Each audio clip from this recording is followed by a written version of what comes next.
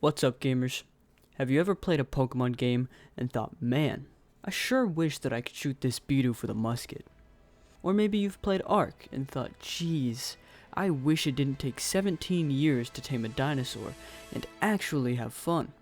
Then let me introduce you to Palworld.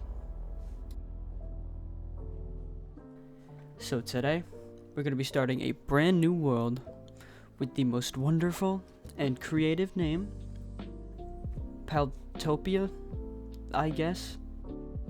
We're going to keep everything else the same, and then we can get straight into character stuff. Starting off this character, I actually end up keeping the name the same because I'm very basic and have a lot of trouble thinking of words. And then I take just a small, minuscule amount of time to make the most basic brown-haired man you could possibly think of, with longer hair. And then finally, I'm able to select Start Game and get right on to my journey. I am immediately woken up by 3 normal, everyday animals: a sheep, a chicken, and a pink bipedal cat.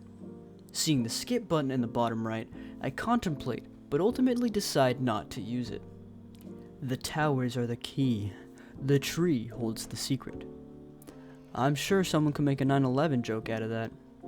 Into the actual game, I take a nice stroll out of the cave and press F on a funny owl, or eagle, statue thing.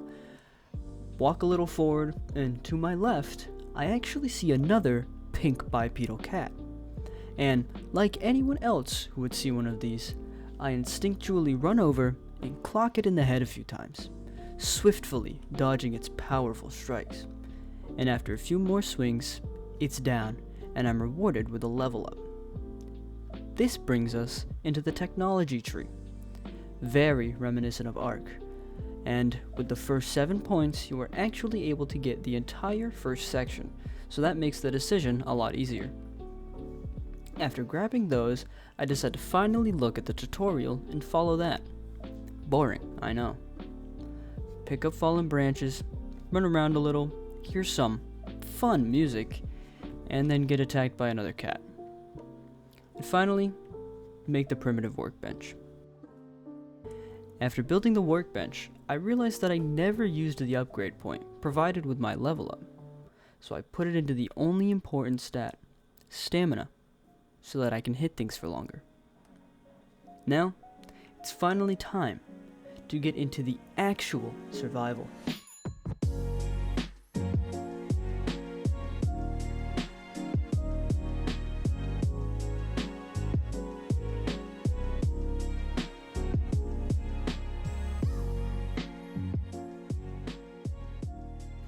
Another level up later, and we now have access to a bow, a bed, and not a repair kit, cause who needs those?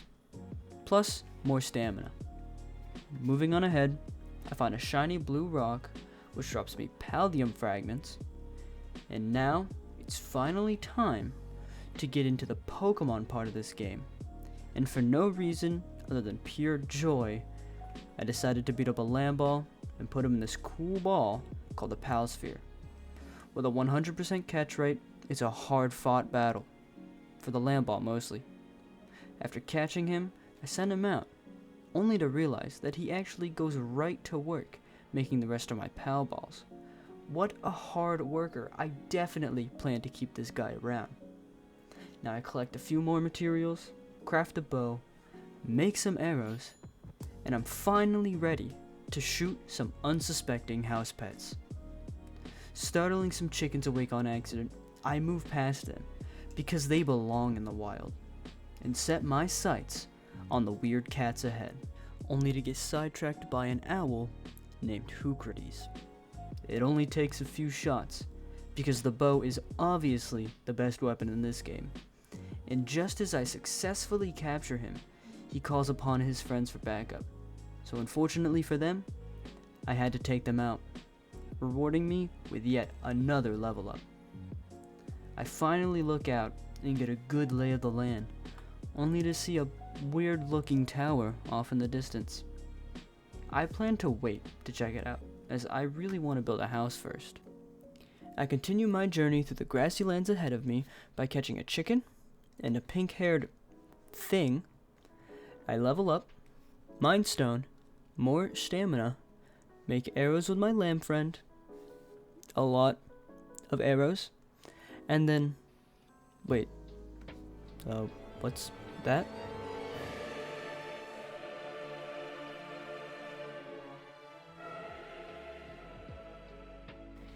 Yeah, let's just ignore that for now. Moving on, I find some pudding fellas and a wild firefox.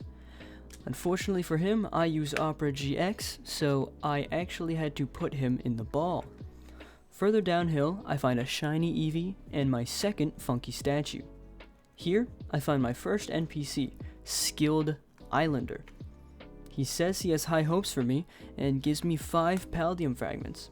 Safe to say I'm feeling pretty good. I also find a Liftmonk effigy, kind of hard to miss, but we will actually see more of these later, so running up I come to an archway that gives me a better view of the tower, and even more pals to collect. I end up fighting 2 alpaca things, and unfortunately I die. But I still managed to get off a Palsphere, which catches the alpaca, so I won this fight, because I own him now. After running back to grab my stuff, I find a living Liftmonk, and a funky deer. By the way, the description of the Liftmonk reads, "There have been more than a few cases where they've killed their master after learning to use weapons." So safe to say this guy won't be getting any guns, right? Right?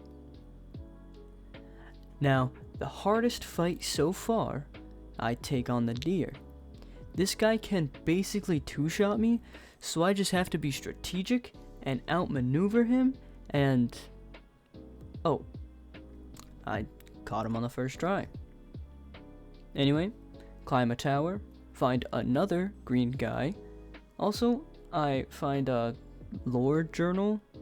Oh, and a chest. We're getting into the part of my play session where I kind of just mindlessly ran around for a while, so I'm gonna skip through most of the boring parts for you. I catch a manta ray with some expert dodging and a Palsphere. I level up, more health this time. Eventually, I find a pretty flat red area and decide to settle down here and make a base. Base building is fairly easy. You put down a PAL box. This designates an area as your base, which means you can open your build menu and build anything your heart desires, as long as you have the materials, and as long as it's in the game. Anyway, the PAL box also acts like the PC from Pokemon games, which is pretty cool, and honestly, the building is pretty basic in terms of a survival game, so I'm just gonna basically skip through this. So, the base has started moving along, and I've made clothes. Now, I make arrows and balls, and plan to catch the Chillet boss on the cliff nearby. The battle is tough, the Chillet puts up a good fight, but ultimately, my brain is just bigger and I come out on top. Now, I go get more materials and build a statue of power, which lets me use those Liftmonk effigies to upgrade my catching power. I find a Sparkit, catch it, obviously. Also catch a Vixie, make a PAL gear bench, which lets me make saddles and other things that let me ride certain PALs and do some other fun things. I spent most of my time near my base, although I did go out and catch a Capricorn, it's a goofy tree guy, and also a Nightwing, it's a big bird. And now, I go over to the small settlement to start a very special glitch that allows me to actually catch the boss pals. The glitch isn't hard. You shoot the officer in the head, travel to the tower, enter the tower, let the police shoot the big yellow guy, and then you go, throw a sphere at his back, and voila, 100% catch rate every time. And then, after that, I go into the fight for real.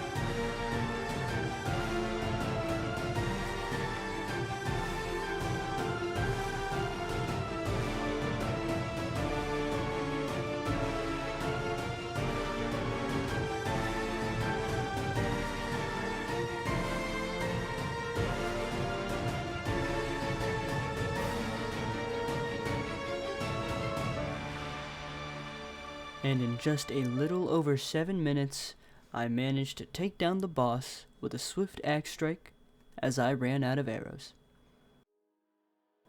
The last thing that I decided to do was go into the boss dungeon next to my base and take on the Pen King. With the boss pal, this is a piece of cake, honestly. My Grisbolt has like a ton of health, and the Pen King does not.